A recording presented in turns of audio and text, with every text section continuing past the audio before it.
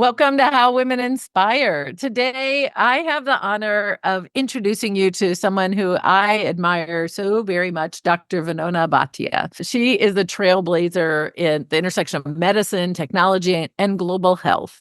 Dr. Bhatia is a distinguished medical advisor with a remarkable career. She's spanned venture capital, biotech, digital healthcare, and has made significant strides in digital health as a chief medical officer at Tillac Healthcare in Paris. What a life you've had. And has since excelled as a medical director in biotech startups like Silverback Therapeutics and 23andMe.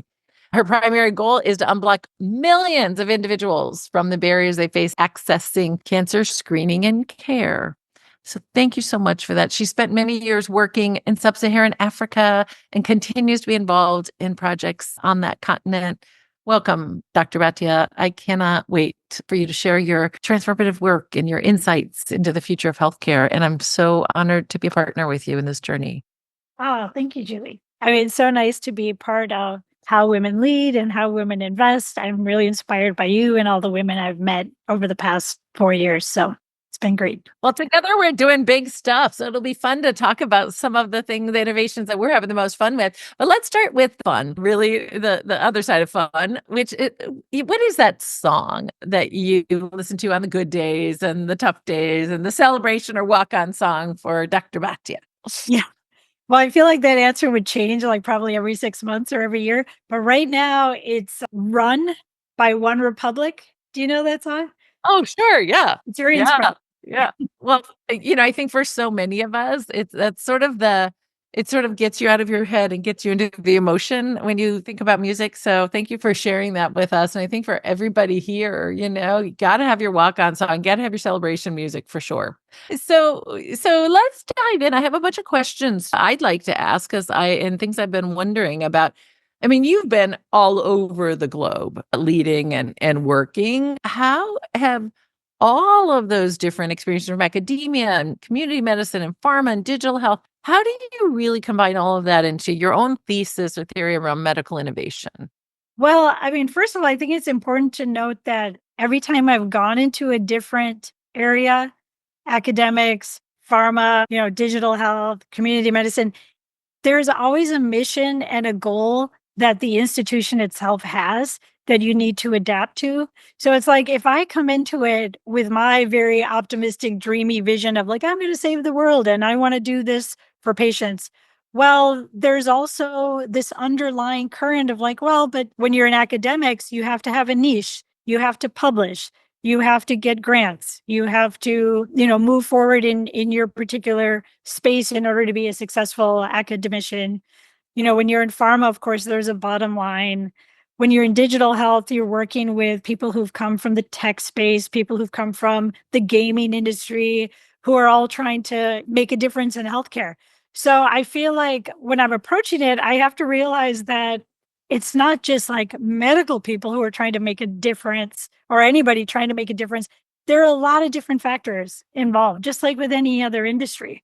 So I think it's like keeping your mind open to different ways innovation can take shape and not being so elitist about it. Maybe that you have to have a PhD or something, right? Yeah, exactly. Dream or hat. So be more realistic. Well, I hope everybody listening to this, women's health has been long, frankly, deprioritized, ignored, or supposedly we're just smaller men in some cases, in some people's minds. And I think for us, really thinking about what is the innovation we need to see for women to get their both their needs met and their wants met. There's a lot of disposable income in women today, women's wealth, and their interest in getting solutions to things that are bugging them. So when you think about as an investor, which you are in with a couple different hats, when investors are diving into new healthcare technology, what do you think they're hoping to see or get out of it? And how do we as investors decide if something's going to be a hit or a miss? Yeah, I mean, that's a hard question. And I think that a lot of it has to do with people looking at the technology as helping certain groups of people. So, for example, when we think about women's health, we never used to talk about the menopausal phase, that women go through or perimenopause. We used to just talk about like women's health. Nobody wanted to be specific, or like problems people had with menstruation or with fertility. And now we're really defining what the issues. Endometriosis. Yeah. Exactly. And there's so Mhm. many areas where, if we really talk about it instead of just breezing over it and saying, oh, that's women's health, I think we're getting down to solving the problems in a more sustainable way. And I think with any technology, everyone wants to hit it out of the park, right? They want to have the solution that everyone's going to talk about at home. Like even with 23andMe, it became like a household name. Everybody was doing it, but nobody wants to just have a product. And one of the biggest things is adoption and then retention, like with anything, right? Things just disappear, but you want it to be something that people are going to use. So I think that's one of the biggest challenges. So, as investors, you're looking for something that not only will people adopt, but they will continue to use. And you're thinking, is there a new pivot in how people are talking from sort of women's healthcare as a general concept to more specific? Like, what are you seeing as with your investor hat? What are you seeing that people want to hang their hat on today? The menopause startups are the biggest things that people are talking Yeah. about today. And maybe that has a lot to do with, a lot of us who have been in the field for 25, 30 years now, we're reaching that age where we care about that. So probably that has something to do with it. And, that's where a lot of the money is. Yeah, I would say that's probably one of the biggest focuses right now. Yeah, I think for everybody listening to this, to me, I'm in my 50s. I have more disposable income than I've ever had because my kids are gone. And I make more money than I did when I was 25 years old. And so you combine that. And when I have discomfort with menopause, it's like, I will pay to have a Yeah, solution. Right. right. And I think we've got all these powerful women operators who are saying this is baloney. There has to be something better because it is very disruptive to your life to go through menopause. And it doesn't need to be that way. Right. Right. So in the US, do you think we should roll out new healthcare tech to wealthy out-of-pocket patients first? Or where do you how do you think about the rollout? Should it be Medicare and insurance programs first? Yeah. Yeah, exactly. That's another thing that always gets me when I'm talking to since I advise all these different companies, they want to have the biggest bang for their buck first, obviously, because if you don't, you can't move forward.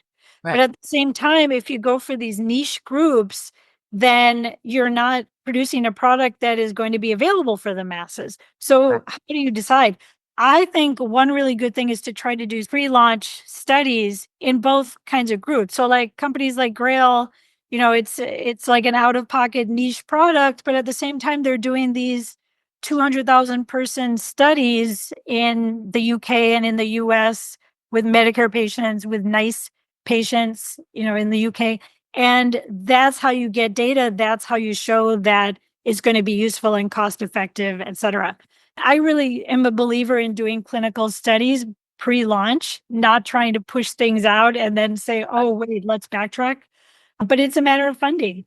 Yeah. And so we talked about the US. What about like in Africa where you've done so much work? What are the biggest hurdles and opportunities? I mean, we're talking about how this is the youngest population in the world, huge innovation and the future of a lot of the globe, I think is going to be in Africa.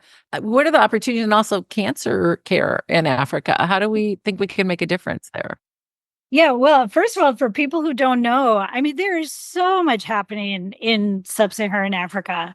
And I've spent a lot of time in East and West Africa, in Southern Africa, and there are cancer centers, there's drug availability, there are trained doctors, nurses, social workers. I mean, people do their training locally with experts who either come in or who have previously been trained there. People go and spend time abroad. The biggest problems are probably brain drain, which means that somebody will go do their studies in the US, Really? UK, and not go back, right? And it's kind of hard to blame them if they find a great opportunity. That's what I've always done, jump on the next opportunity. But for those who stay, I feel like the situation is getting better and better. But one of the biggest hurdles still, and we have it in this country too, is cancer screening. So while here, one of the top 10 cancers, that people die of is not cervical cancer in this country. It's one of the top cancers for mortality in Africa. And people Yeah. shouldn't be dying of cervical cancer. I mean, that is something that is Yeah. very easy to screen for.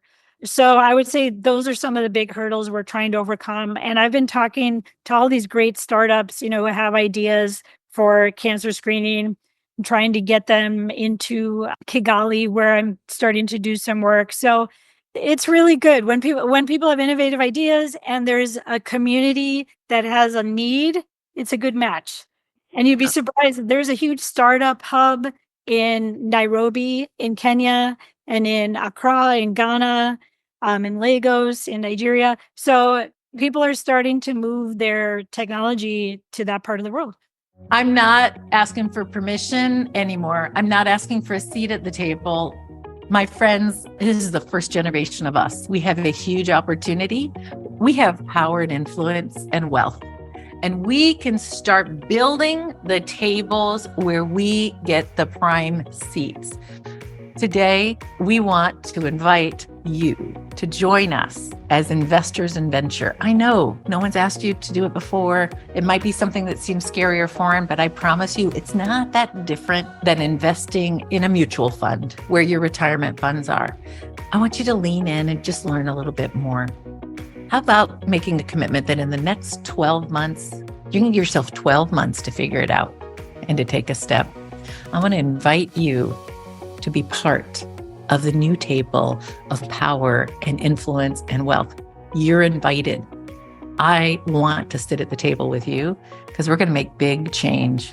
We're going to make the world we've been dreaming of.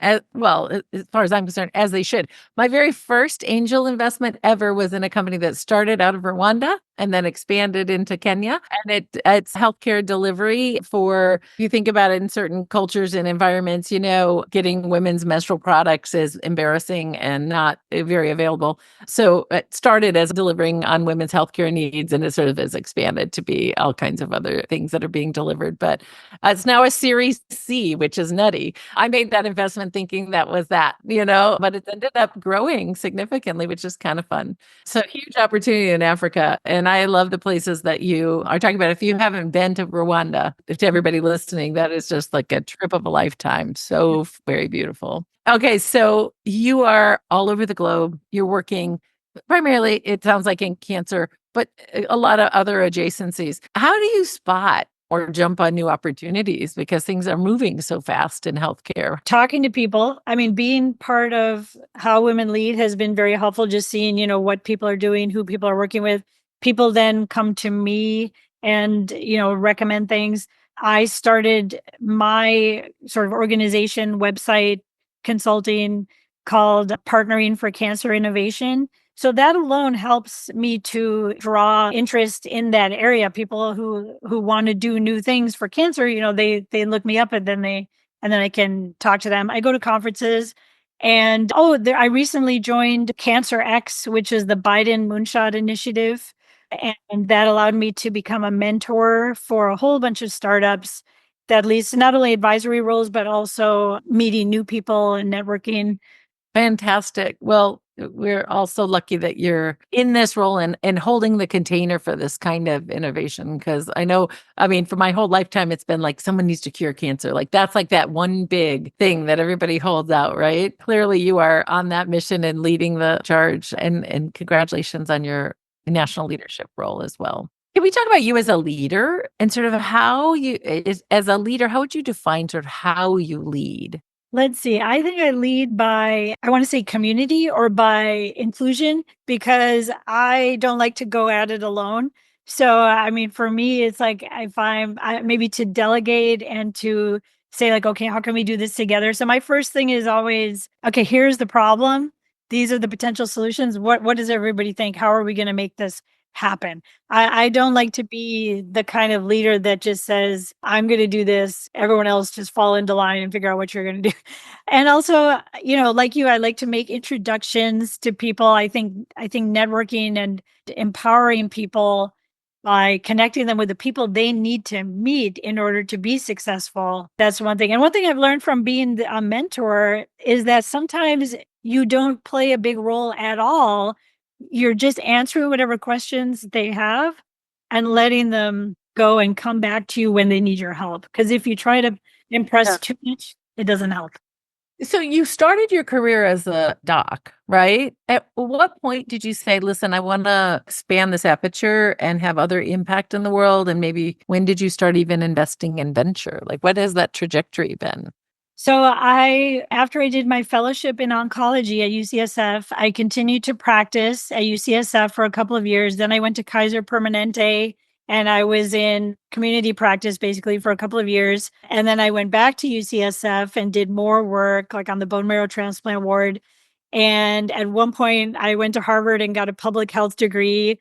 And I was still trying to figure out, how to make things work because I wanted to do something more than just practice medicine. But then there was a day, or at least a time when I said, you know what, I'm done. I don't want to practice medicine anymore. I want to use the skills that I have to do other things. And that was actually a hard moment because I felt like, Oh, I'm sure. because people are like, you spend all this time training and now you're not going to do it anymore. And then I feel bad because there's a shortage of doctors, of oncologists. But I mean, I felt like there were so many other things I could do and wanted to do. And the doctors that we have that are really dedicated to seeing patients all day, they're the ones that should be doing that work.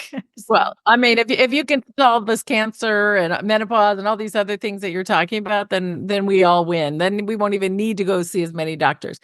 We're almost out of time, but I would love to hear like who inspired you? How'd you get on this path? Like was there a who or a what? Did somebody have a Yeah. challenge? Well, so the after I had left medicine and I was working in industry for a while.